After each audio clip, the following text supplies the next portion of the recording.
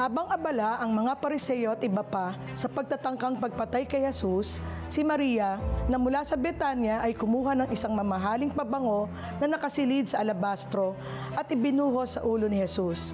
Para sa iba, nakapanghihinayang na ibuhos ang mamahaling pabango. Ngunit ang ginawa ng babae ay tunay na kinalugdan ni Jesus. Alam ni Maria na mamamatay si Jesus, kaya ipinakita niya na hindi kailanman kawalan, maging ang pinakamahal niyang ari-arian kung ang kapalit nito'y pag-aalay para sa Diyos, na namatay para sa ating kaligtasan.